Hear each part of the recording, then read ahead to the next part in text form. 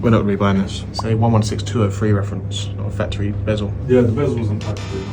We've priced it as though it is, because you didn't obviously state that it wasn't a factory bezel. We assumed that we had a conversation this morning actually about this specific watch. This looks factory, but obviously doesn't belong to this watch. Yeah, no, but I thought you would have known. From You didn't tell, that's why I'm saying there was no, because it would say on the front, I would have been able to tell from the reference that was on the front of the papers here, which isn't actually on there. But this model does come with a factory. We've priced it obviously at £8,000, thinking it was a factory bezel, which you didn't state it was, so unfortunately it's not worth close to that. How much would you say it is? Yeah, 5,000. Fair enough. You've got to be careful obviously when you're buying these that it's factory. No, I was told that it wasn't factory. Oh, well, you didn't tell us that, unfortunately. We priced it as though it was. But thank you. I'm a buyer at 5,000, but obviously I can't pay the factory price. With that deal, we made an offer on a watch, a steel and gold Datejust that was meant to have a factory diamond Jubilee dial as well as a factory diamond bezel. Obviously, factory is way more super important when it comes to diamonds on watches, especially Rolex. We don't do an aftermarket diamond bezels, and everything we buy is factory because then we know we can absolutely ensure its quality and authenticity. So we wouldn't have made an offer if it wasn't factory, but the client did not tell us that it wasn't factory. It came in, we offered £8,000 for the watch, and it would have been worth that. It needed a service and stuff, which isn't a problem. We do that in our workshop. But it turns out after taking the bracelet off and checking the reference